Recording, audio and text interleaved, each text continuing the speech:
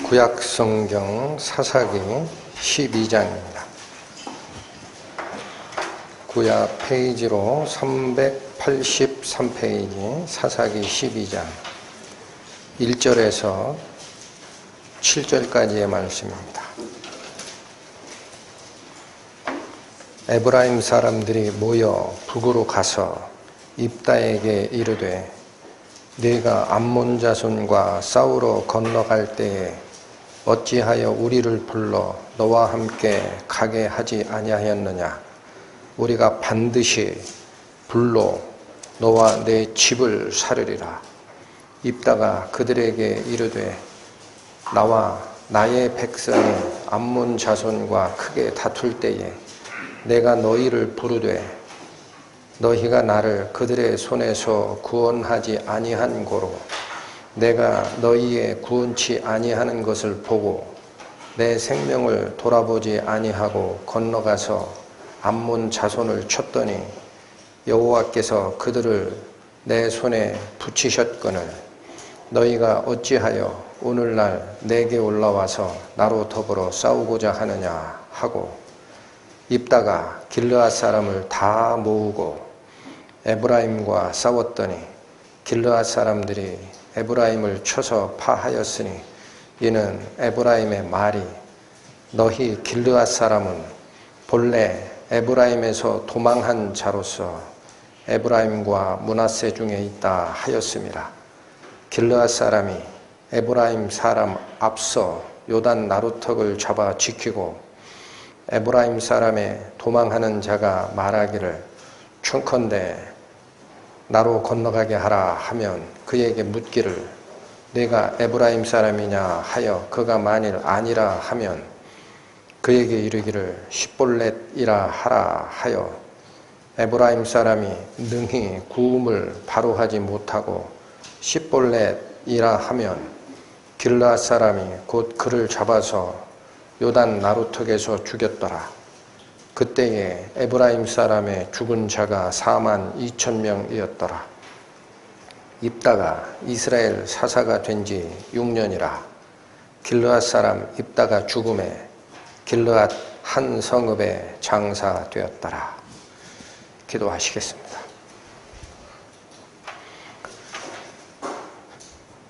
하나님의 인도하심과 저희를 향하신 교훈이 끊이지 않음에 감사와 찬양을 아버지 하나님께 올립니다.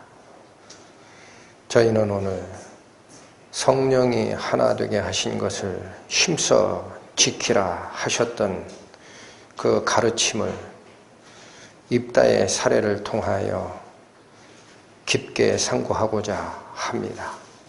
하나님께서 영적 전쟁에 임하고 있는 당신의 자녀들에게 오늘날 바라시는 것이 무엇인지 이 교훈을 통해 깨닫게 하여 주시고 나를 버리고 오직 나의 영혼에 속삭여 주시는 하나님의 말씀, 그 말씀을 듣는 길로 저희를 인도하여 주옵소서.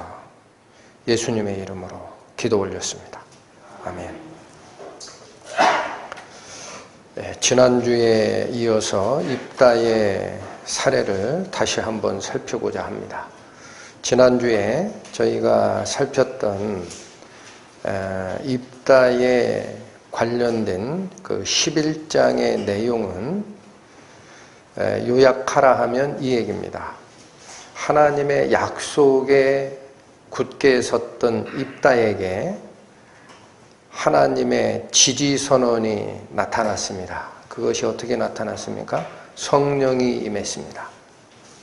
그리고 하나님의 일을 하는데 이거를 지금처럼 현재를 사는 우리 성도들의 입장에서 얘기하면 구원받고 성령의 양자됨 인침을 받고 하나님의 일을 하는 중에 그런 얘기입니다.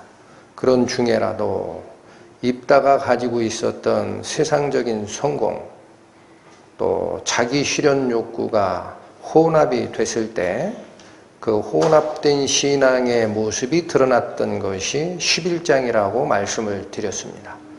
그 결과 하나님이 기뻐하시는 것인지 그렇지 아니한 것인지를 모르고 자기 딸을 번제로 드리겠다라는 하나님이 가증히 여기시는 그 일을 자기 입으로 뱉는 문제가 생기고 결국은 무남동녀인 자기 딸을 죽일 수밖에 없는, 그러니까 그것은 한 집안의 멸망이다라고 표현해도 된다 그랬습니다. 그런 잘못된 결과를 가져왔던 것이 13장의 교훈입니다. 그런데 오늘 같이 살피시고자 하는 이어지는 12장의 이 역사는 입다 개인의 세상의 성공이나 자아실현 욕구가 이제는 집단화된 겁니다. 기억하시기 바랍니다. 나를 드러내려고 했던 그 욕구가 집단화가 되고 뭉쳐진 결과 분명히 싸워야 하는 영적 전쟁에 적을 놓쳐버리고 스스로 싸웁니다. 이게 내부 분열입니다. 이 가르침의 모습 속으로 들어가고자 합니다. 12장 1절부터 3절까지는 에브라임 지파의 시기심입니다.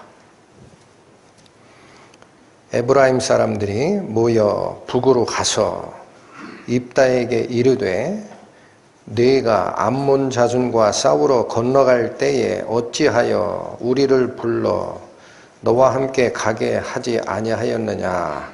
우리가 반드시 불러 너와 네 집을 사르리라.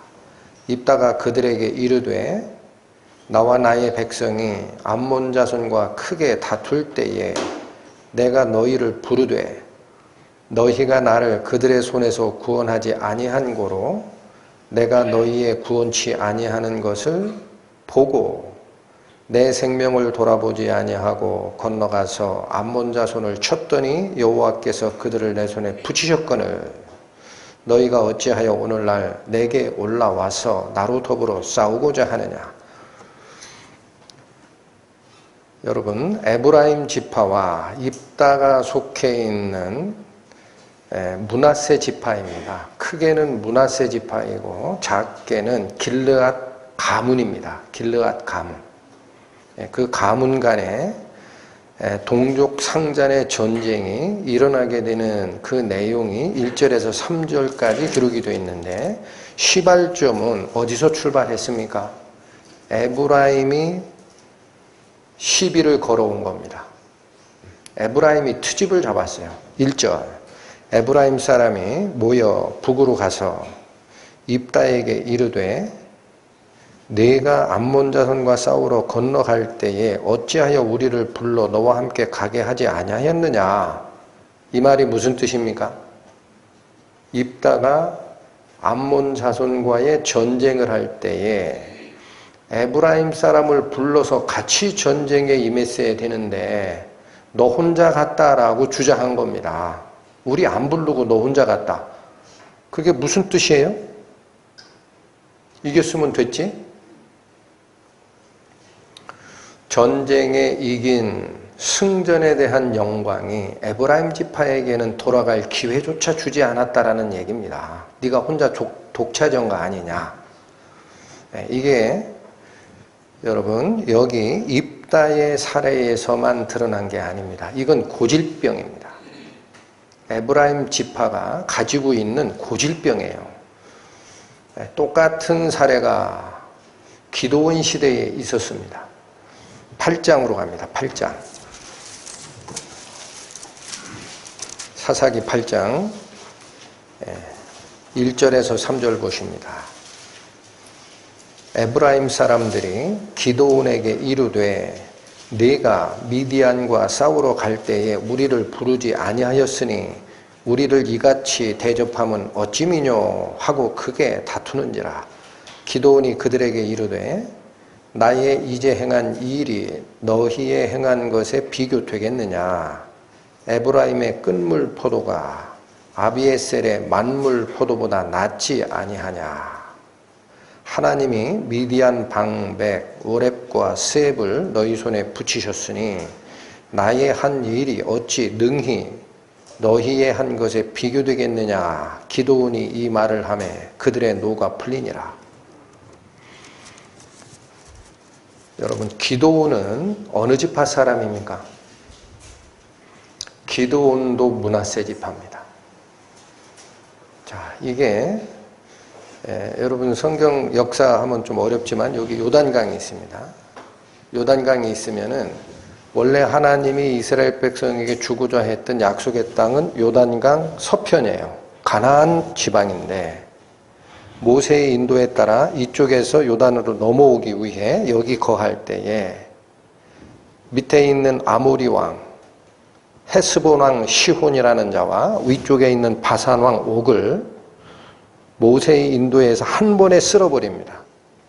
그러고 났더니 이 지역이 너무 넓고 목초지가 좋은 거예요. 그래서 우리 그냥 여기서 살겠소 라고 요청했던 데가 뭐냐? 장자 루벤과 갓과 므낫세 반지파입니다. 그들이 여기 먼저 정착을 했어요. 그러니까 이쪽을 서쪽, 동쪽 므낫세 이렇게 부르고 이쪽에서도 남아있는 므낫세 지파가 땅을 분배받습니다. 이거를 서쪽 므낫세 이렇게 얘기하는데 에브라임 지파와 지금 8장에서 다투고 있는 기드온이라는 용사는 이쪽 서쪽 므낫세 지파의 사사예요. 그리고 오늘 살피고자 하는 12장의 입단은 저쪽 동쪽 므낫세 지파, 그 중에서도 길르앗 자손에 해당되는 그 지파 소속 사사입니다. 그러니까 이 두 개는 공통적으로 에브라임 지파가 누구에게 트집을 잡고 시비를 거는 모습입니까? 므낫세 지파입니다. 그 왜 그럴까? 여러분, 에브라임과 므낫세는 요셉의 아들입니다. 그렇죠? 므낫세가 형이었어요. 에브라임이 동생이고. 그런데 막상 야곱이 애굽으로 내려가서 총리 요셉을 만나고 자기가 죽을 때, 늙어 죽을 때에 자손들 데려와라 내가 축복해주마 할 때는 므낫세가 장자인 줄 알면서도 야곱은 자기 오른손을 에브라임에게 어긋맞춰서 축복을 했습니다. 그러니까 눈이 어두워서 잘 모르시나 보다 해가지고 요셉이 야곱의 손을 바꿔주려고 그랬어요. 그랬더니 내가 아니까 그럼 그냥 놔둬라. 나도 안다. 일부러 이렇게 하는 거야. 라고 축복을 하고 장자의 고난을 누구에게 넘깁니까? 동생 에브라임에게 넘깁니다. 그리고 나서 이 에브라임 지파가 이스라엘의 출애굽 과정 이후 마찬가지 가나안 정복에서 가장 선두 지파가 됩니다. 여호수아가 바로 에브라임 지파입니다. 그걸 다 이끌었던 에브라임이라는 거예요. 우리 할아버지 야곱이 오른손을 들어 축복했던 이스라엘의 대표 지파 에브라임이 있는데 왜 장자의 축복을 받지 못했던 므낫세가 자꾸 영광을 차지하느냐라는 일종의 지파 간의 갈등이고 에브라임 입장에서는 내가 드러나야 된다라는 고질적인 인정받고 싶은 욕구, 자아 실현 욕구가 드러난 겁니다. 계파 간에. 그런데 먼저 있었던 기드온의 사례는 여러분 다시 보십시오. 8장 1절 에브라임 사람들이 기드온에게 이르되 네가 미디안과 싸우러 갈 때에 우리를 부르지 아니하였으니 왜 이같이 우리를 대접했느냐 이렇게 트집을 잡았습니다. 그런데 에브라임 지파가 이 기드온의 미디안 전쟁 때에 전쟁에 참여한 적이 있습니까? 없습니까? 있습니다. 혁혁한 전공을 씌웠어요. 여러분 이 얘기를 잠깐 설명을 드리면 이런 얘기입니다. 처음에 하나님의 성령이 기드온에게 임합니다. 네가 큰 용사다. 이스라엘을 구원하라. 했더니 간이 찍은 이 기드온은 내가 어떻게 합니까? 그래요. 내가 너와 함께 하리라 그랬더니 증거 보여주십시오. 그러면 여기에 솜털뭉치 하나 놓고 오늘 밤을 잘 테니까 하나님이 저와 함께 하신다 그러면 솜털뭉치에만 이슬이 있고 나머지는 없게 한번 해주십시오. 그대로 됐어요. 그래도 못 믿는 거예요. 내가 어떻게 이스라엘을 구원할 용사야? 하나님 죄송합니다. 한 번만 더 할게요. 용서해 주십시오. 오늘 밤에는 솜털뭉치에만 이슬이 없고 딴 땅에는 전부 이슬이 내리게 해 주십시오. 두 번을 확인하고 내가 맞다. 그리고 전쟁에 임하는데 하나님의 직권적인 능력으로 구원하는 역사를 보여주려고 용사를 전쟁에 참여할 병사를 다 이끌었더니 대략 32,000명을 만든 거예요. 그랬더니 하나님이 너무 많다 그래요, 숫자가. 그래서 걸러내라. 이유를 뭐라고 하느냐. 이 숫자 32,000명으로 전쟁을 해서 이기면은 내가 내 힘으로 전쟁에서 이겼다라고 할까봐 이 전쟁은 나에 속한 전쟁임을 보여주고 싶다. 숫자가 너무 많아. 그러니까 첫 번째 요구한 게 뭐예요? 두렵고 떨리는 자는 집으로 다 보내. 10,000명만 남습니다. 22,000명이 집으로 돌아갔어요. 그리고 이 숫자도 많다라는 거예요, 하나님이. 그래서 이번에는 시험을 어떻게 합니까? 개울가 물에 물을 먹이게 해봐라 그래요. 그랬더니 많은 사람들은 엎드려서 먹습니다. 그런데 딱 300명은 손에 떠서 이렇게 핥아먹었어요. 개처럼 핥아먹었다라는 표현을 쓰는데 이건 무슨 소리냐면 사주 경계를 하는 모습입니다. 엎드려 먹으면 적군이 보여요? 안 보여요? 안 보이죠. 내가 급한 음료수를 먹을 때라도 사주 경계를 하는 그 용맹 한자 300을 딱 남기고 전부 집으로 돌려보내라. 하고 나서 전쟁을 어떻게 하십니까? 칼과 창으로 한 게 아닙니다. 300명을 세 대로 100명씩 세 군데로 나눠서 한 손에는 나팔 들어라. 한 손에는 횃불을 들어라. 횃불을 감추려고 항아리 속에 숨겨서 가지고 가라. 하고 야밤에 그 미디안 진영을 싹 둘러싼 다음에 항아리를 깨요. 그랬더니 뭐가 드러나요? 횃불이 나오죠. 밤에 횃불이 300개가 둘려 있으면은 안에서 보는 사람은 그게 300명으로 보여져요. 300군대가 온 걸로 보여져요. 그렇게 보인 거예요. 그러니까 난리가 나가지고 도망가는 나팔 불면서 하나님의 군대요, 기드온의 군대라. 항아리를 깨라. 했더니 서로 일어나가지고 미디안 사람들이 자다 일어났으니까 식별이 됩니까? 서로 찔러 죽이고 싸우는 거예요. 내부 분열. 누군지도 모르고 찔러요, 막. 그러고 도망가는 그 잔당들을 전부 쓸기 위해서 기드온은 에브라임 산지를 다 돌아다니면서 나오라 그래요. 도망가는 자를 다 치라. 기록에 보면 거의 11만 명을 에브라임 지파들이 주력 부대를 다 말살하는 역할을 세운 겁니다. 근데 여기 뭐라고 그래요? 에브라임 사람이 기드온에게 이르되 내가 미디안과 싸우러 갈 때에 우리를 왜 부르지 아니하여 우리를 이같이 대우했느냐라는 거예요. 불렀어요? 안 불렀어요? 불렀잖아요. 언제 불렀어요?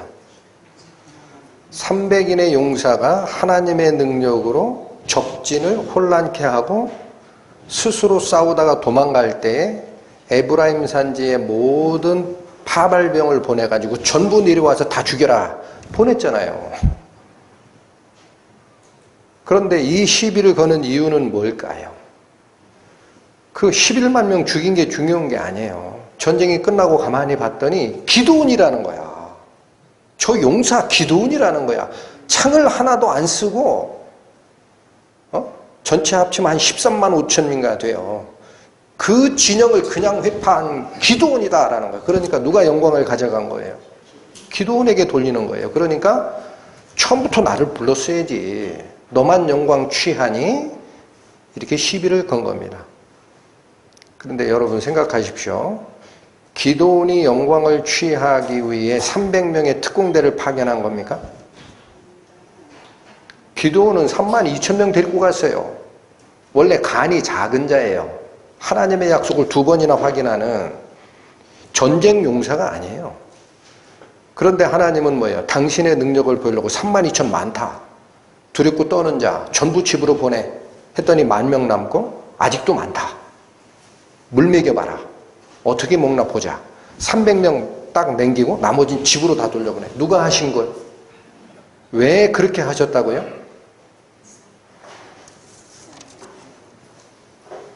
7장 가십니다. 2절.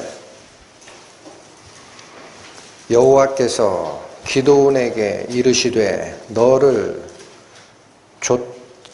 좇은 백성이 너무 많은지어 내가 그들의 손에 미디안 사람을 붙이지 아니하리니 이는 이스라엘이 나를 거스려 자긍하기를 내 손이 나를 구원하였다 할까 함이라.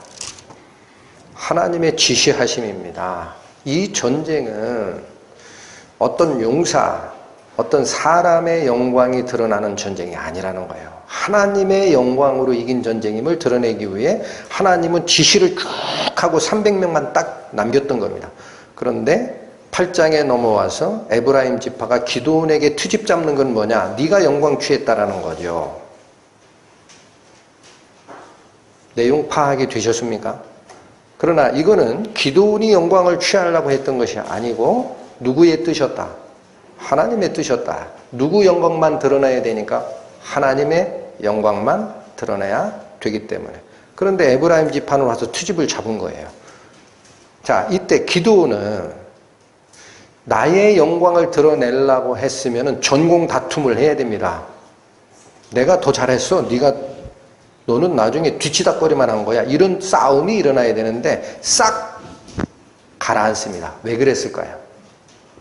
하나님의 역사를 친히 경험했기 때문에 내가 영광을 취하는 전쟁이 아니다라는 걸 아는 거예요. 기드온은. 그러니까 네가 더 중요한 일 했으니까 그거 섭섭하게 생각하지 말라? 그래서 2절에 뭐라 그래요? 에브라임의 끝물 포도가 아비에셀의 만물 포도보다 더 훌륭하다라는 거예요. 무슨 뜻이에요? 아비에셀이 므낫세 지파의 기드온의 위에 있는 가문 이름입니다. 가문. 그러니까 우리 집안 제일 잘난 것보다 에브라임 지파 제일 못난 사람이 훨씬 훌륭해. 나 다 알아. 그러니까 너희 무시할 생각이 없었어. 그리고 어떤 얘기를 꺼내요? 3절. 하나님이 미디안 방백 오렙과 스앱을 너희 손에 붙이셨으니, 예. 에브라임 산지에 있던 에브라임 지파 사람들이 11만 명을 죽일 때 그때 바로 이 전쟁의 리더인 두 사람을 그들이 죽였거든요. 그러니까 너희가 훨씬 잘한 거야 하고 본인은 빠졌습니다. 이래서 에브라임 지파 사람의 노가 풀리니라라고 되어 있잖아요. 그런데 이 버릇을 그대로 가지고 온 것이 12장이라는 거예요. 12장 보시면. 에브라임 사람들이 모여 북으로 가서 입다에게 이르되 네가 암몬 자손과 싸우러 건너갈 때 어찌하여 우리를 불러 너와 함께 가게 하지 아니하였느냐. 문맥이 똑같죠. 기드온에게 트집 잡았던 문맥 그대로 가지고 온 겁니다. 그리고 이제는 정죄에 들어갑니다. 우리가 반드시 불로 네 집을 살으리라. 분을 품고 왔습니다. 아예 정죄를 하고. 자, 이게 에브라임 지파가 왜 이렇게 태도가 완강했는지가 제가 잠깐 설명드렸지만 드러납니다. 요단강이라고 하면 요단강 서편에 정착한 므낫세의 반지파는 가나안 땅에 정착한 자예요. 근데 이 서쪽 므낫세의 사사로 들어온 기드온에 대해서도 영광을 주기를 싫어했던 에브라임인데 이제는 동편 므낫세 이쪽은 원래 약속한 땅이 아닌데 자기 고집대로 차지한 자예요. 그러니까 이쪽 가나안 쪽에서 볼 때는 루벤이나 갓이나 므낫세, 동므낫세 반지파는 저건 조금 이상한 놈이에요. 그런데 그 중에 기생의 아들 입다가 나를 안 부르고 영광을 혼자 독차지해 했더니 이제 더 어떻게 된 거예요? 눈이 더 높아진 거죠. 그래서 어떻게 반드시 너희 집을 불로 멸망시키리라. 그런데 이 말은 버릇이라는 겁니다. 에브라임 지파가 항상 트집 잡을 때 하는 버릇. 사실과도 관계가 없어요. 안 불렀어요? 2절 봅니다. 입다가 그들에게 이르되 나와 나의 백성이 암몬 자손과 크게 다툴 때에 내가 너희를 부르되 너희가 나를 그들의 손에서 구원치 아니하였지 않느냐. 언제 안 불렀냐? 불렀다. 3절 내가 너희의 구원치 아니하는 것을 보고 너희가 절대 우리하고 같이 전쟁하지 않겠다라는 그 모습을 보고 나서 그런 얘기예요. 보고 나서 내 생명을 돌아보지 아니하고 건너가서 암몬 자손을 친 거지. 언제 내가 너희를 안 불렀니? 적반하장도 분수가 있는 줄 알라. 여기에 대해서 에브라임 지파가 반대 말을 했습니까? 안 했습니까? 다른 이의 제기를 한 적이 없죠, 성경에. 이 말은 이게 맞다라는 거예요. 그대로 받으셔야 됩니다. 그러니까 에브라임 지파가 입다에게 다시 트집을 잡는 그 문구는 전에 했던 버릇대로 하는 거예요. 입에 발린 대로 하는 거예요. 자기 생각은 하지도 않고.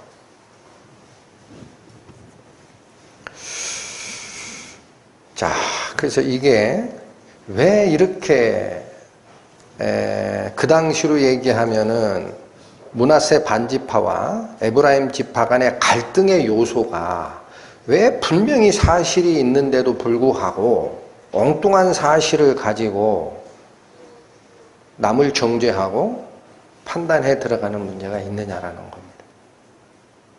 그 근원이 도대체 뭐냐? 야고보서 2장 갑니다. 야고보서 2장 신약 374페이지입니다.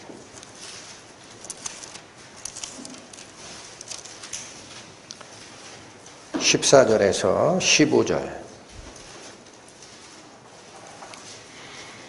내 형제들아 만일 사람이 믿음이 있노라 하고 행함이 없으면 무슨 유익이 있으리요.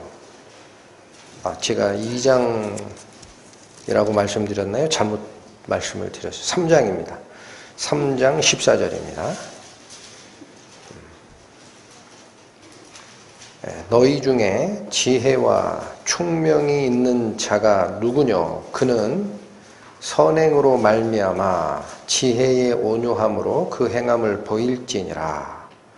13절의 말씀은 진정한 지혜, 하늘로부터 내려온 지혜를 가진 자는 그 지혜가 이끄는 대로 말씀에 순복하고 사람을 쫓아가지 않는 온유함의 행함이 드러난다라는 뜻입니다. 14절 그러나 너희 마음속에 독한 시기와 다툼이 있으면 이제는 반대를 드러내시는 거예요. 하늘로부터 온 지혜가 나를 지배하고 이끄는 상태가 아니면 14절처럼 나의 마음속에 있는 시기와 다툼이 나를 이끌어가는 때가 있다라는 얘기입니다. 14절 그러나 너희 마음속에 독한 시기와 다툼이 있으면 자랑하지 말라. 시기와 다툼 때문에 자랑이라는 행동이 드러난다라는 얘기고 진리를 거스려 거짓하지 말라라고 얘기하십니다. 여러분 진리를 거스려 거짓하지 말라라는 이 말씀이 저는 사사기 12장에 입다에게 사실과 다른 것을 가지고 입버릇처럼 트집을 잡았던 에브라임 지파가 한 일이라고 보는 거예요. 왜 나를 부르지 아니하였느냐? 왜 안 불러요? 불렀지. 그런데 왜 이런 얘기예요? 시기와 다툼이 있으면 자기 자랑을 하려고 하다 보면은 남이 행한 일에 선후관계와 진실을 얘기하기보다 트집 잡기 위한 얘기를 하기 시작하는 겁니다. 그렇다 보면 뭐가 드러나요? 안 한 일도 한 것처럼. 독한 시기와 다툼이 자랑과 거짓을 만들어낸다라는 얘기입니다. 자랑과 거짓. 자신이 인정받으려고 하는 그 욕구가 앞섰을 때 우리는 우리 자신에게서 그런 거를 경험을 합니다. 우선적으로 나를 합리화하게 돼 있어요. 합리화합니다. 그런데 어떤 정황이 있을 때 진실을 얘기하기보다 그 사실을 자신에게 유리하게 말하려고 하다 보니까 의도치 않은 거짓말이 튀어나옵니다. 이게 굉장히 큰 문제를 만드는 겁니다. 이 사실 하나만 에브라임 지파가 입다에게 가서 따지기 전에 사실관계 확인만 했더라도 이런 분을 품지는 않았을 것이다 라는 생각이 듭니다.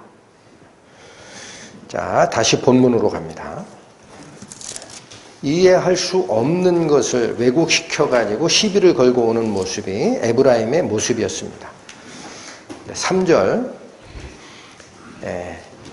이 사건의 진실이 왜곡되고 그걸 빌미로 해서 입다를 멸하려고 넘어온 이자들에 대한 감정이 이제 3절에 입다에게서 나옵니다. 내가 너희의 구원치 아니하는 것을 보고, 여러분 선후관계라고 그랬어요. 그걸 기다렸다라는 거예요. 입다는 지원병 보냈다, 같이 싸우자. 근데 안 왔지 않느냐 이거예요.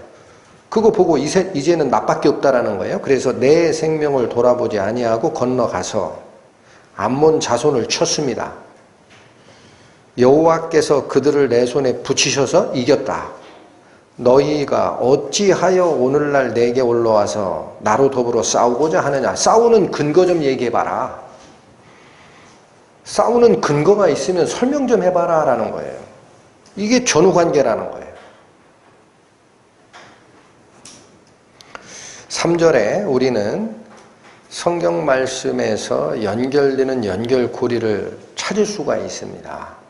그러니까 우리 지난주에 살폈던 11장에 여기 잠깐 한번 가보실까요? 11장 29절 30, 31절입니다. 이에 여호와의 신이 입다에게 임하시니 입다가 길르앗과 므낫세를 지나서 길르앗 미스베에 이르고 길르앗 미스베에서부터 암몬 자손에게로 나아갈 때에, 이 말은 여기 입다밖에 없습니다. 에브라임이 거명이 안 됩니다. 그 말은 에브라임이 참전을 했어요? 안 했어요? 안 했어요. 그래서 입다가 홀로 길르앗과 관련된 그 자기 민족 중에 병사를 모집하는 순서를 얘기하는 거예요. 아무도 안 도와줘가지고 길르앗에 이르고 므낫세를 지나 길르앗 미스베까지 세 군데를 돌아다니면서 모집을 한 겁니다. 병사를. 하나님의 신이 나에게 임했으니 싸우자 해서 마지막에 암몬 자손에게 나아갈 때에 저는 급박한 심정으로 나아갔다라고 확신을 합니다. 에브라임 지파, 옛날 기드온 시절에 11만 명을 죽였던 그 에브라임의 군사력, 나를 도와줬으면 내가 이렇게 급하지 않은데. 그러니까 급한 마음에 무슨 소원하는 거예요? 조건부 소원이 30, 31절에 나오는 거 아니겠습니까? 혼자밖에 없으니까. 그가 여호와께 소원하여 가로되 주께서 과연 암몬 자손의 손에 암몬 자손을 내 손에 붙이시면 내가 암몬 자손에게서 평안히 돌아올 때에 누구든지 내 집 문에서 나와 나를 영접하는 그는 여호와께 돌릴 것이니 내가 그를 번제로 드리겠나이다.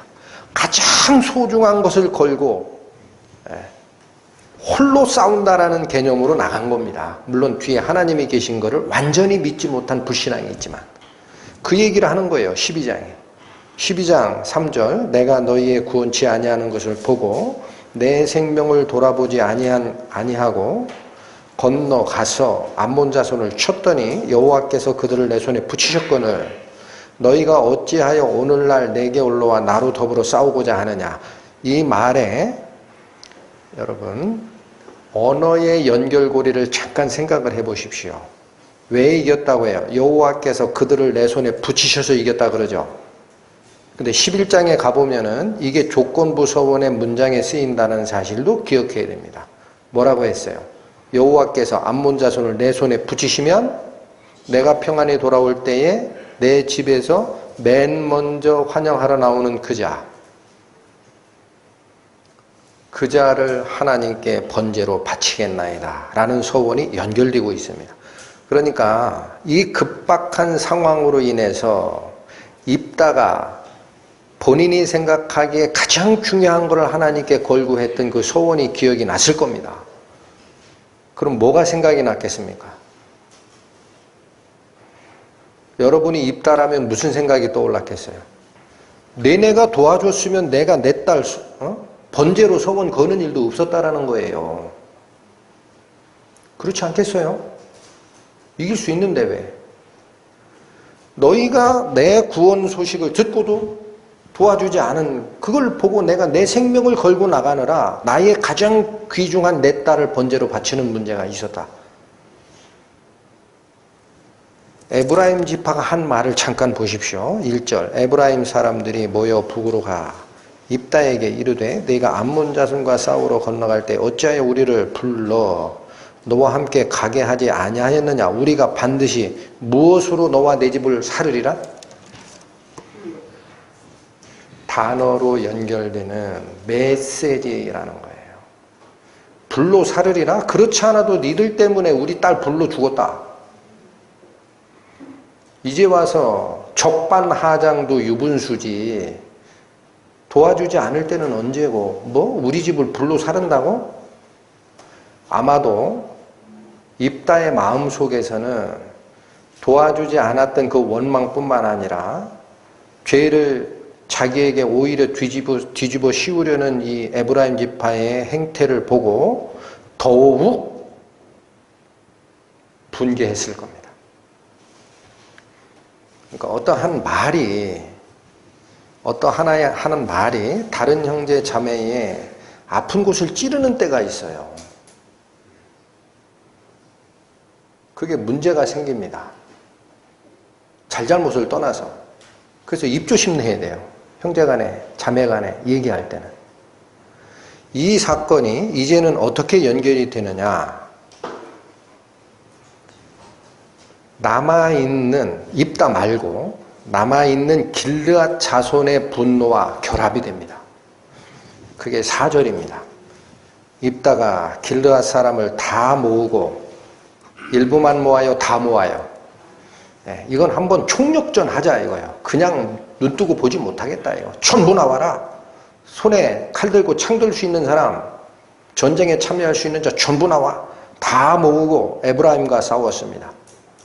왜 이렇게 총력전으로 싸웁니까? 길르앗 사람들이 에브라임을 쳐서 일단 이겼어요. 파했다라는 거는 전쟁의 승패가 결정이 났다라는 거예요. 그러면 여기서 끝내도 됩니다. 동족이잖아요. 그런데 이렇게 총력전을 한 이유가 4절의 하반절에 제시가 됩니다. 이는 에브라임의 말이 너희 길르앗 사람은 본래 에브라임에서 도망한 자로서 에브라임과 므낫세 중에 있다라는 말들을 하고 돌아다녔다라는 거예요. 누가? 에브라임 사람들의 말이. 항상 그렇게 되었다라는 거예요. 길르앗 사람을. 이게 무슨 소리입니까?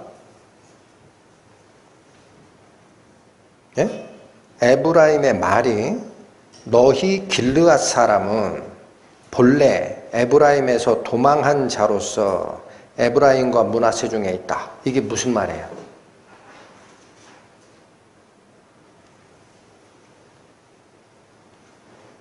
일단 우리가 확인할 게 있습니다. 에브라임 지파는 요셉의 둘째 아들이지만 야곱의 축복에 의해서 장자권이 승계게 된 지파라는 말씀을 드렸습니다. 므낫세 지파는 원래 장자이지만 축복 과정에서는 장자권이 인정이 안 된 지파입니다. 근데 그 므낫세가 서므낫세와 동므낫세로 나눠졌다라는 말씀 드렸죠. 그럴 때 원래 가나안 땅에 정착했던 이 지파들은 동쪽 트랜스 요르단이라고 합니다. 요르단 동편에 있는 두 지파 반은 약간 이상한 놈이다 라고 생각했어요. 왜 약속의 땅에 정착 안 하고 네 편한 대로 양 기르겠다고 거기 살라고 그래. 그런데 특히나 동쪽 반지파로 정착하는 므낫세 지파 중 길르앗 자손은 특이한 출신을 가지고 있습니다. 성경을 가만히 상고하다 보니까 단초가 드러납니다. 이게 무슨 말을 했는지가. 여러분 역대상으로 갑니다. 역대상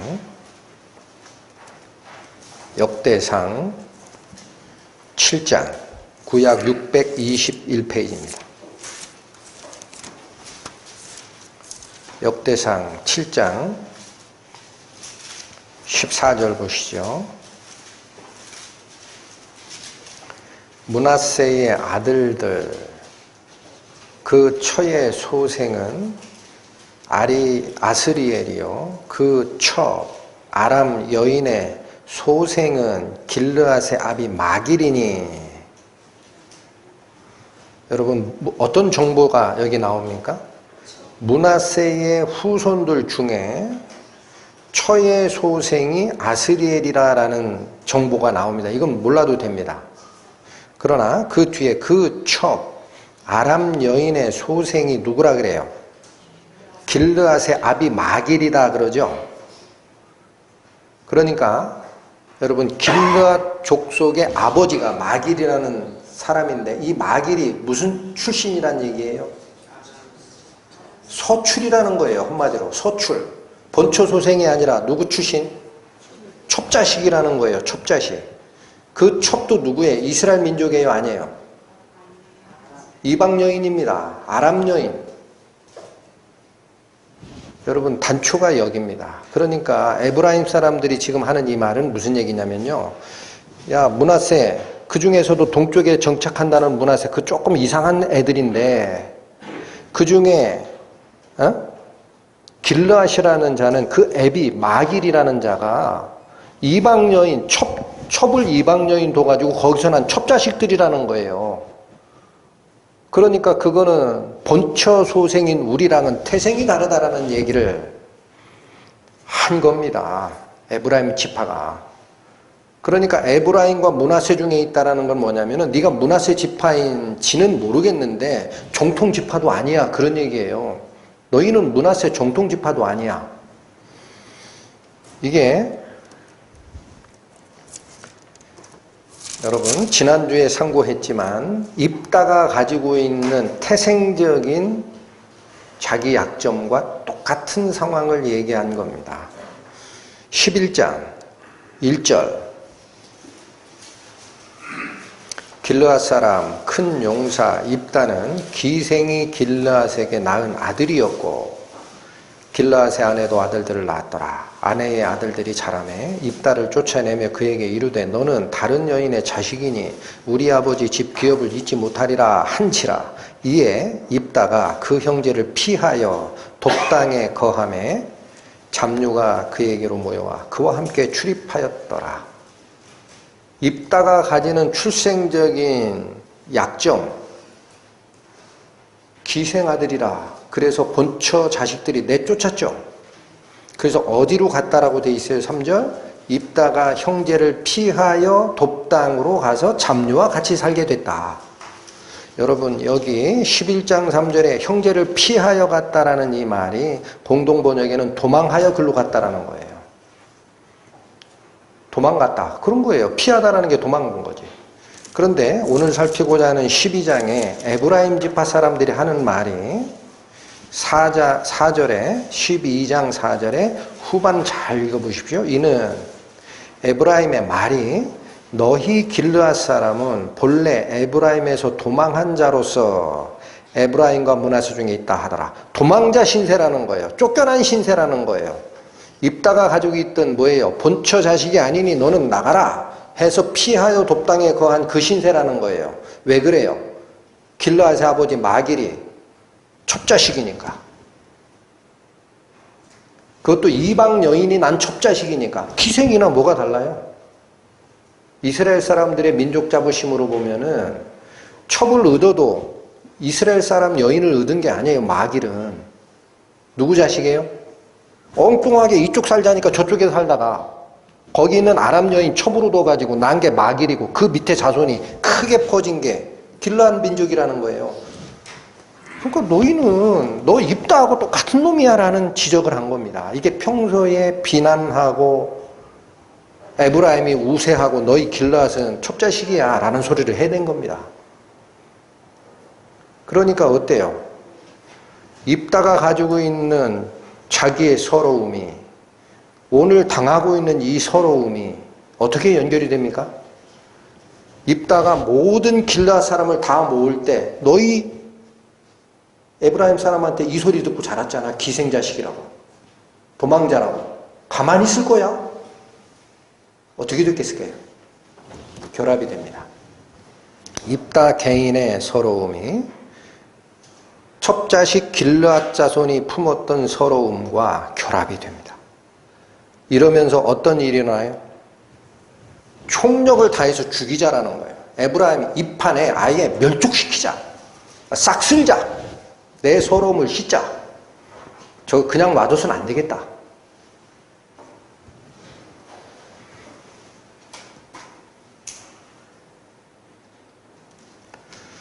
저는 이 내용을 통해 현재 우리 이 시대를 살고 있는 우리 성도들의 주는 가르침이 뭘까 이런 생각을 합니다.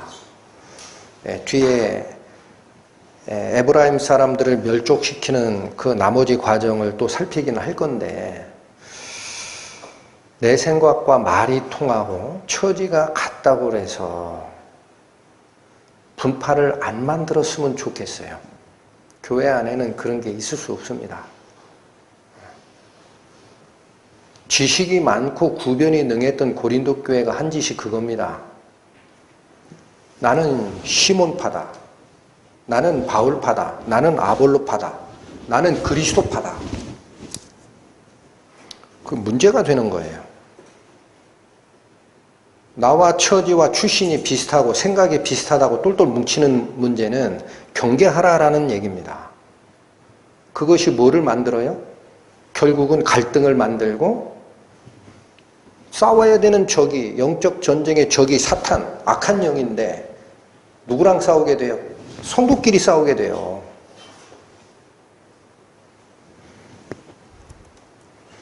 여러분, 입다가 비천한 출신이고 길르앗이 비천한 출신이었다 하더라도 이들이 위로를 받을 위치는 사람이 아닙니다. 누가 위로해 주실까요?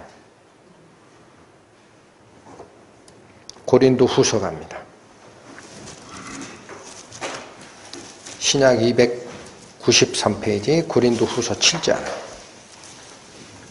6절. 그러나 비천한 자들을 위로하시는 하나님, 누가 위로해 주십니까? 비천한 자들을 위로해 주시는 하나님이 디도에 오므로 우리를 위로하셨느니라. 고린도전서 1장에도 비슷한 말씀들이 있어요. 하나님은 천한 것, 멸시받는 것, 없는 것들을 택하사 있는 것들을 폐하려 하시나니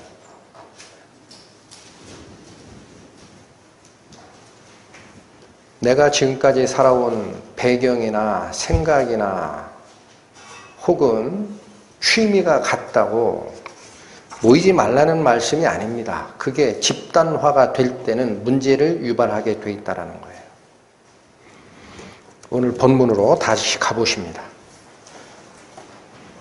12장 5절 6절 말씀 봅니다. 길르앗 사람이, 자 여러분 잠깐만요. 4절에서 이미 우리가 전세가 이미 결정났음을 들었습니다. 4절에 전반절에 입다가 길르앗 사람을 다 모으고 에브라임과 싸웠더니 길르앗 사람들이 에브라임을 쳐서 파하였으니 누가 이겼어요? 길르앗이 이겼어요. 그 용맹한 에브라임을 다 이겼습니다. 그러면 그만해야죠.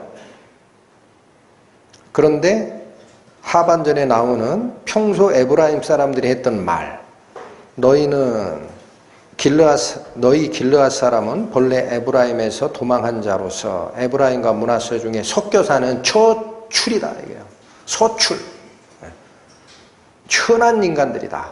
그 말 때문에 5절 전쟁을 끝내질 않습니다. 길르앗 사람이 에브라임 사람 앞서 요단 나루턱을 잡아 지키고 어떻게 한 거죠? 요단강을 건너야 넘어가거든요. 그러니까 이긴 거 보고 됐다가 아니고 선발대를 미리 파송한 거예요. 야, 앞서가라!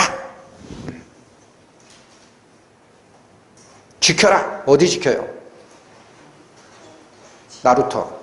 요단강은 특이하게도 이 해수면 밑으로 마이너스 100 몇 미터까지 내려가는 저지대입니다. 그래서 이렇게 계곡 형성이 많이 되어 있고 넘어가기 위해서는 나루터기 몇 개 없어요. 거기 딱 지키면 못 넘어가요. 지켜라. 가서 지켜라. 앞서라는 말이 나옵니다. 길르앗 사람이 에브라임 사람 앞서 먼저 가라. 요단 나루턱을 잡아서 지키고 에브라임 사람이 도망하는 자가 말하기를 청컨대 나로 건너가게 하라 하면 그에게 묻기를 네가 에브라임 사람이냐 하여 그가 만일 아니라 하면 그에게 이르기를 십볼렛이라 하라 하여 에브라임 사람이 능히 구음을 바로 하지 못하고, 이 말을 발음을 제대로 못하면이라는 거예요. 못하고 십볼렛이라 하면 길르앗 사람이 곧 그를 잡아서 요단 나루턱에서 죽였더라. 그때에 에브라임 사람의 죽은 자가 얼마예요? 42,000명이나 됩니다. 여러분, 여기서 이 십볼렛이라는 단어는 시냇가, 시내라는 뜻이 있다고 합니다. 그러니까 나루턱을 지켰다라는 그 어떤 상황과 맞는 그런 단어를 쓴 거예요. 근데 특별한 의미는 없습니다. 문제는 요단강이 있었고 요단강 동쪽에 살던 길르앗 자손과 요단강 서쪽 원래 가나안 땅에 살던 이 사람들과는 거의 300년 이상 격리된 생활을 했다라는 거예요. 그래서 뭐가 달라져요? 발음이 달라져요. 교류가 없었다라는 거예요. 너는 너대로 나는 나대로. 흡사 뭐하고 똑같습니까? 영남과 호남이 갈라져서 오랜 기간 살면 경상도 분들은 쌀 해봐 그러면 살 그러는 거예요. 쌀 사러 가자 그러는 얘기를 살 사러 가자 이렇게 얘기한다. 쌀자를 발음을 잘 못해요. 그 왜 그래요? 경상도 사람이나 전라도 사람이나 한민족인데 경계가 나눠지고 시간이 오래 가면은 발음 버릇이 고착되기 때문에 교류가 없는 상태가 오래 갔다라는 뜻입니다. 이 말이. 우리끼리 살고 너희끼리 살고 교류가 없었다라는 거예요. 이것은 모세와 여호수아 그리고 그 이후에 부탁했던 영적 전쟁의 모습을 완전히 잊어버린 모습이라고 합니다. 영적 전쟁 어떻게 하게 돼 있어요? 지파가 12지파지만 반드시 하나로 뭉치게 되어 있습니다. 그랬을 때 승리가 옵니다. 모세가 아모리 족속 헤스본 왕 시온과 위에 바산 왕 옥을 한 번에 쓸 때도 하나님을 믿고 명령에 의해서 모든 지파가 합심했던 거예요. 여호수아가 인도하여 가나안 땅을 칠 때에도 어떻게 됐습니까? 마찬가지입니다. 모든 지파가 합심하여 전쟁을 해서 주적을 싹 쓸었던 거예요. 잔적들만 남아있었어요. 이게 영적 전쟁의 모습이라는 거예요. 그런데 지금 어떻게 돼 있어요? 교류가 없어요. 동므낫세와 그 중에 특히 길르앗, 이게 용맹한 자였던 것 같아요. 길르앗 민족과 이쪽에 있는 사람과 교류가 없으니까 이 발음이 차이가 나기 시작했다라는 겁니다. 그 발음을 못하니까 나루턱에서 발음해봐라 해서 못하면 너 쌀이라는 말 못하네. 살이구나. 넌 영남이야. 죽어. 해서 얼마를 잡아 죽였다. 여러분 42,000명이라는 거는요. 42,000명이 나루턱을 건너지 못하고 죽었다라는 정보에는 두 가지가 포함되어 있습니다. 출애굽 후에 민수기에 보면은 에브라임 지파의 숫자가 출애굽 직후에 약 45,000명이었어요. 그 다음에 가나안 땅에 들어가기 바로 전쯤에 계수한 숫자는 더 줄었습니다. 3만 몇천 명입니다. 근데 그 후로부터 한 300년이 지나간 시대입니다. 여기는. 그래서 많이 늘었다 하더라도 전쟁으로 넘어온 자 중에 42,000이 죽었다라는 거는 남자 수만 이런 거예요. 짐작하기를 에브라임 사람들은 길르앗을 치러 전체가 넘어온 겁니다. 대충 할 전쟁이 아니에요. 이게 싹 쓸잖아요. 야, 저 길르앗 저거 원래 첩자식인데 이번에 아예 싹 쓸자. 그러고 넘어온 겁니다. 그거를 넘어가게 못하고 전쟁에 이겼지만 나루턱을 맞고 싹 죽인 결과가 42,000명. 에브라임 지파가 멸족될 뻔한 겁니다. 여러분, 에브라임 지파가 멸족될 뻔한 거예요. 사건이 어떻게 확대가 됩니까? 11장에 입다가 자기의 성공, 우두머리가 되겠다라는 그 육신적 생각이 성령의 임재 이후에도 발동이 되면서 혼합신앙으로 바뀌었을 때 엉터리 소원을 하고 하나님 뜻을 묻지 않음으로 인하여 자기 집이 망한 것처럼, 무남동녀 자기 딸이 죽은 것처럼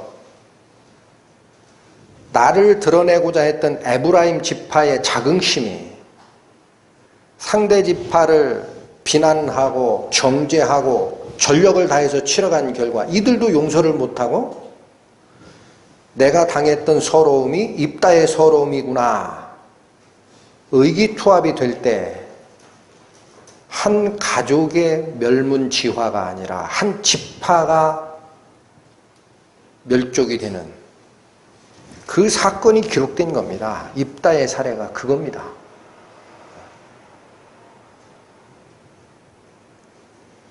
저는 이런 부분이 피아의 식별이 잘못되는 상태까지 갔구나라는 것으로 봤습니다. 분명히 이건 영적 전쟁이라고 말씀을 드렸어요. 그럼 영적 전쟁에 내가 싸워야 하는 주적이 누구냐? 이걸 모르면 우리끼리 싸우는 거예요. 내분이 일어나고 반목이 일어나고 갈등이 일어나고 자기가 드러나려고 하고. 여러분, 입다의 사례도 그렇고 기드온의 사례도 그렇고 우리에게 주는 가르침이 뭡니까? 이스라엘의 주력 지파라고 하는 에브라임 지파가 계속 트집잡았던 그것은 사람이 자기 지파가 전공을 세워야 한다는 겁니다. 그러나 하나님이 이끌었던 중심 사상은 뭡니까? 하나님의 영광 빼고는 드러날 게 없어야 된다는 겁니다. 하나님의 영광 앞에 너희의 영광을 드러내려 하지를 마라. 요한복음 4장 갑니다. 요한복음 4장. 요한복음 5장 44절 151페이지입니다.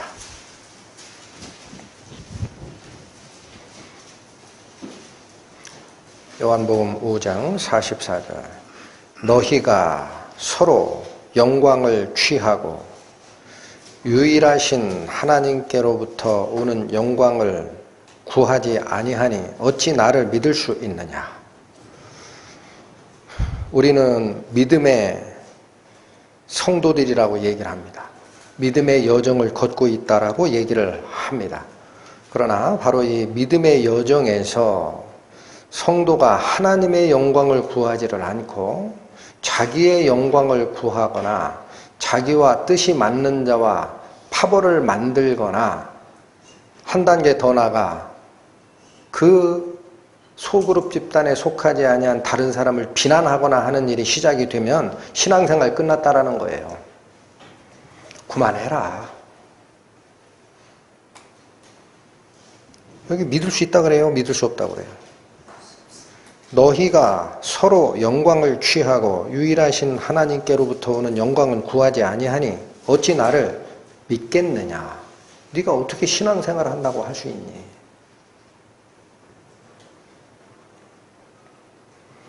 하나로 화합하라라는 것은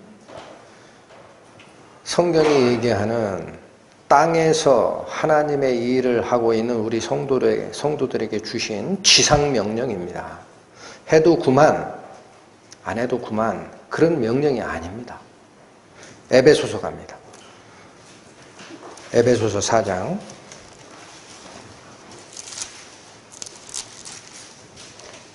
314페이지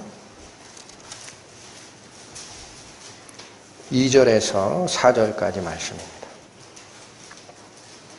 그러므로 주 안에서 갇힌 내가 너희를 권하노니 너희가 부르심을 제가 1절부터 있네요. 2절부터 읽겠습니다. 그러므로 주 안에서 갇힌 내가 너희를 권하노니 너희가 부르심을 입은 부름에 합당하게 행하여 구원받은 자로서 반드시 합당하게 하는 일이 있다라는 뜻이고, 2절 모든 겸손과 온유로 하고 오래 참음으로 사랑 가운데서 서로 용납하고 평안에 매는 줄로 성령의 하나 되게 하신 것을 힘써 지키라. 몸이 하나이요 성령이 하나이니 이와 같이 너희가 부르심의 한 소망 안에서 부르심을 입었느니라. 평안에 매는 줄로 성령이 하나 되게 하신 것, 그게 교회라는 거예요. 그게 4절 아닙니까? 몸이 하나이고 성령도 하나이고 한 부르심의 소망 안에서 하나님 자녀로 소명을 받은 자들 아니냐. 갈라디아서 5장 갑니다.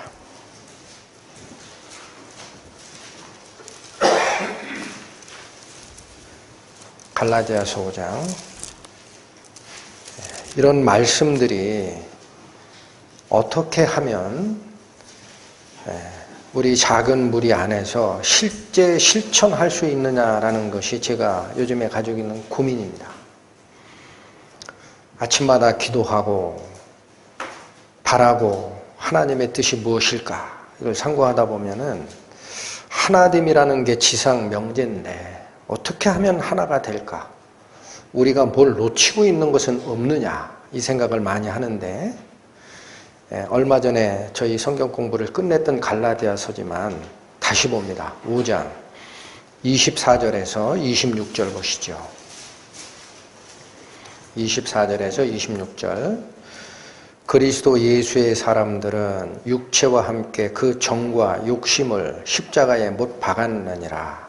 만일 우리가 성령으로 살면 또한 성령으로 행할지니 헛된 영광을 구하여 서로 격동하고 서로 투기하지 말지니라. 여러분, 지금 세 개의 절을 살폈습니다.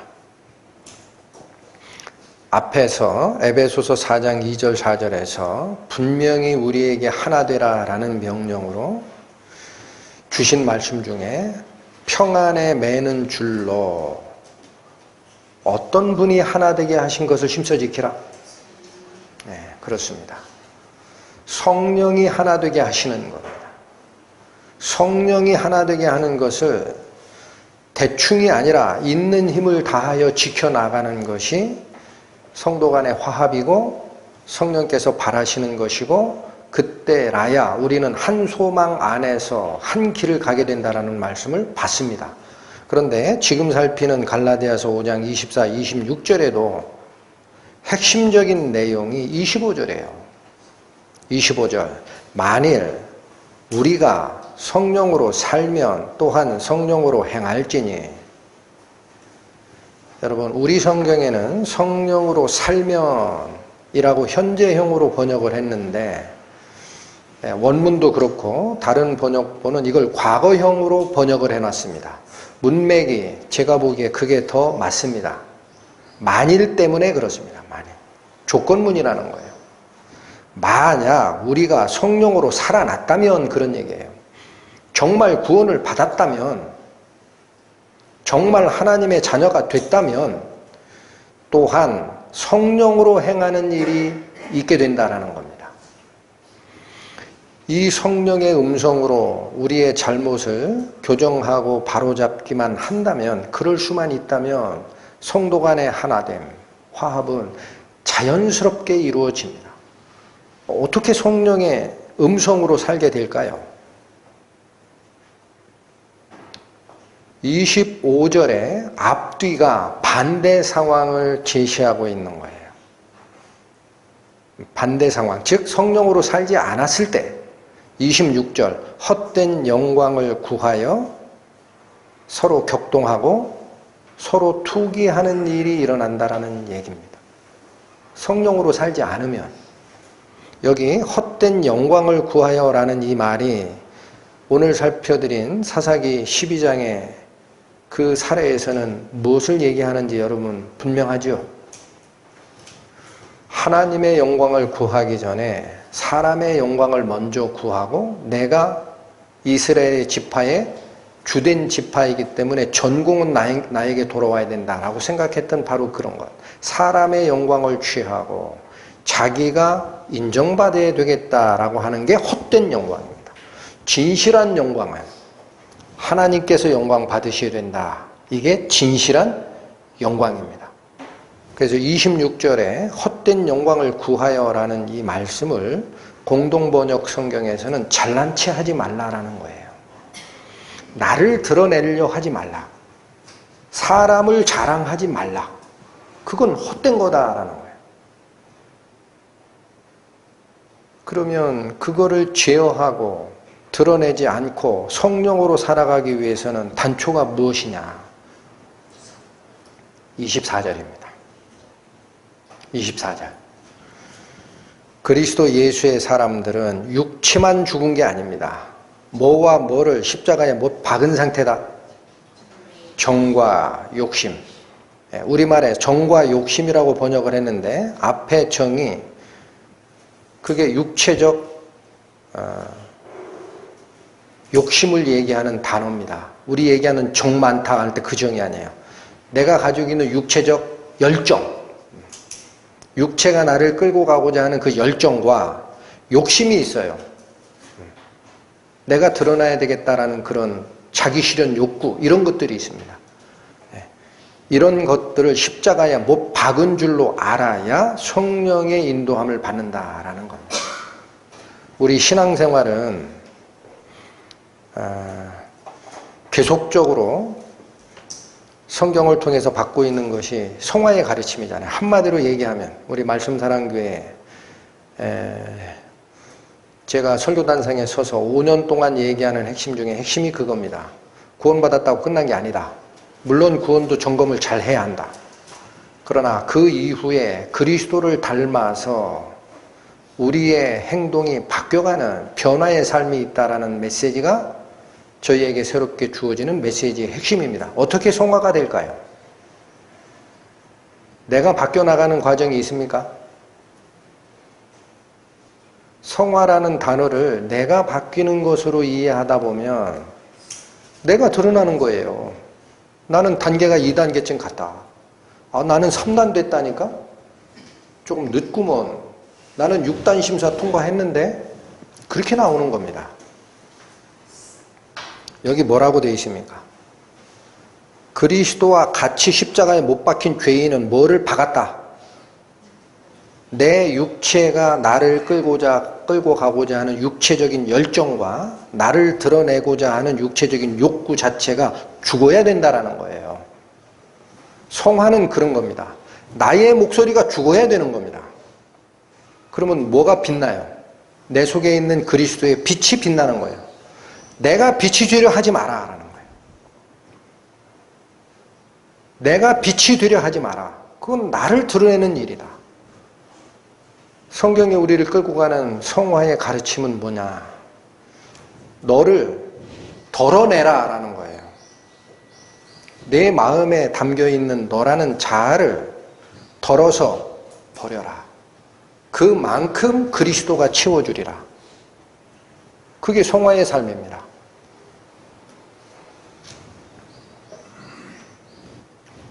다른 사람에 대한 편견이나 이것을 내가 버려야 된다라는 것은 성화의 가르침에서 그래도 많이 받아요. 남을 지적하지 말고, 평가하지 말고, 비난하지 말고, 입 조심하고. 그런데 여러분, 오늘 저희가 사사기에서 배우는 이 가르침의 핵심은 뭐냐? 그게 적이 아닙니다. 저는 그렇게 봤습니다. 우리가 받는 가르침의 핵심은 영적 전쟁의 적은 어디에 있다라는 거예요? 나라는 거예요. 드러내려 하는 나라는 거예요. 나는 성경을 많이 읽었다. 나는 많이 배웠으니까. 나는 다른 사람보다는 잘은 몰라. 마음이 온유하니까. 나는 신앙의 경력이 40몇 년이니까. 전부 무엇이 드러나는 문장입니까? 주어가 납니다. 그게 어떻게 성화의 삶입니까? 여기서 얘기하는 만일 우리가 성령으로 살아났으면 또한 성령으로 행하라라는 이 말씀의 앞단에 뭐를 못 박은 자로 알라. 나의 정과 욕심을 십자가에 못 박은 줄로 알라. 그래야 성령의 역사가 드러나요. 나는 죽고 그리스도가 드러나는 삶. 그래서 우리 안에 두 개의 법을 주신 거예요. 겸손하라고. 끝까지 가는 겁니다. 끝까지.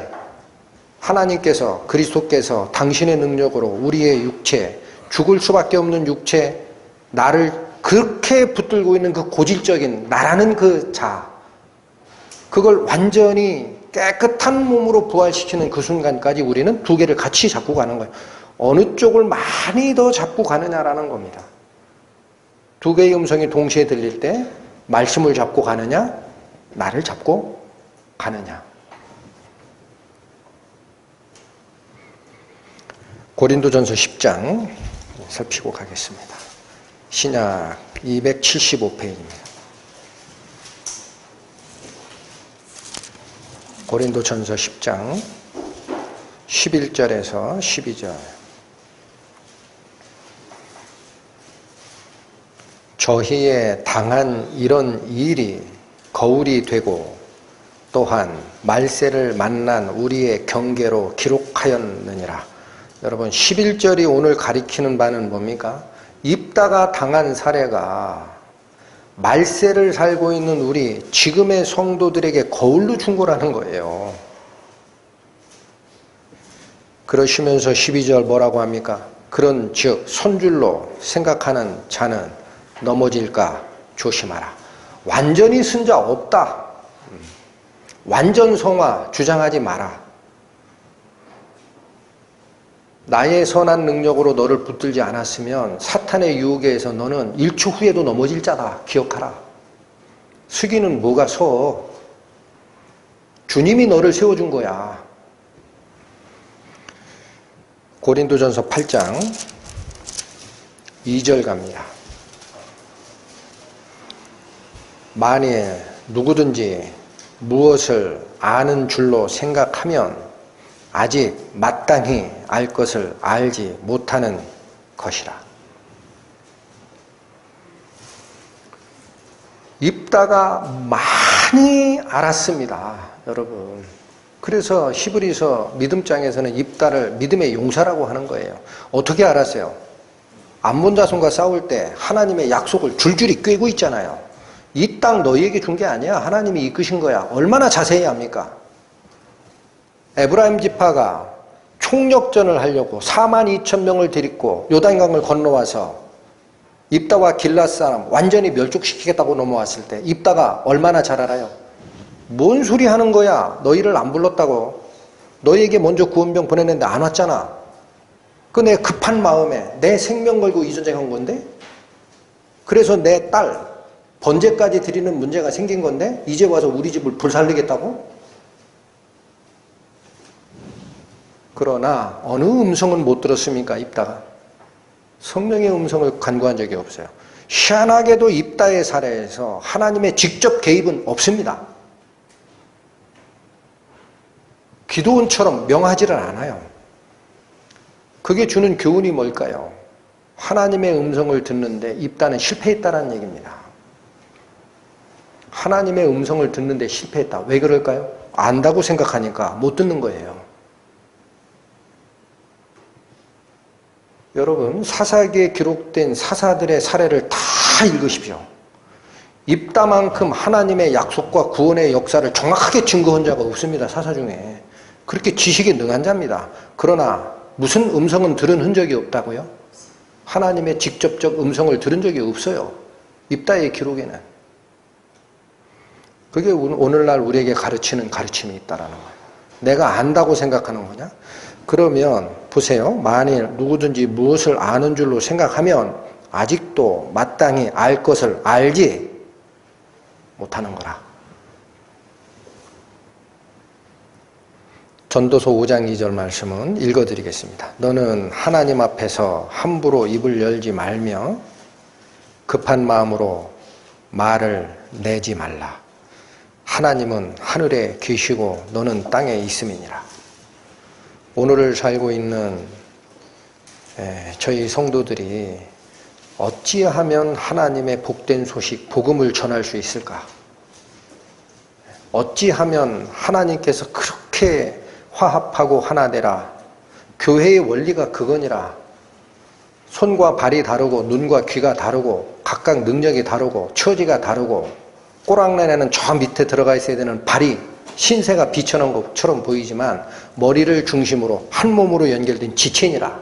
이 말씀을 주시는 이유가 뭘까? 상대방이 나보다 달라도 다름을 인정하는 거예요. 어디 안에서 가능합니까? 용서하신 하나님의 은혜 속에서 가능합니다. 하나님의 기도자리에 나갈 때 주의하셔야 됩니다. 나의 생각이 기도의 불씨가 되면 안 됩니다. 나의 믿음이 기도의 불씨가 되면 안 됩니다. 내가 가지고 있는 판단 기준이 기도의 불씨가 되면 안 됩니다. 어떤 불씨를 쓰게 돼 있습니까? 죽을 수밖에 없는 죄인인 나를 대신하여 번제단에 불로 태워진 그리스도의 그 죄. 나는 가장 비천한 죄인입니다. 그리스도의 주신 그 은혜의 불씨를 가지고 기도자리에 나가야 입다가 못 들었던 성령의 음성이 들리는 거예요. 기도를 깊게 하십시오. 피상적으로 읽지 말고 기도를 깊게 하셔야 돼요. 하나님하고 뭐를 우리에게 오늘날 요구하시는지 드러나게 됩니다. 마치겠습니다. 하나님 감사합니다. 저희는 아직도 저희 자신이 내는 음성과 그것이 아니라 내 목소리를 따르라 라는 성령의 음성이 저희 속에 같이 있음을 압니다. 오늘 배웠던 입다의 실패 사례를 통해서도 저희 자신이나 저희들이 속해 있는 작은 집단의 의지를 드러내지를 않고 오직 하나님의 음성을 먼저 듣고자 하는 기도가 저희를 이끌어 갈 수 있음을 압니다. 남은 시간 하나님의 복된 복음, 하나님이 왕 되시어 저희를 이끌어 가시는 이 삶의 역사 속에서 그리스도와 하나님만이 밝게 빛나는 시간 되도록 저희 손을 잡아 인도하여 주옵소서. 예수님의 이름으로 기도 올립니다. 아멘.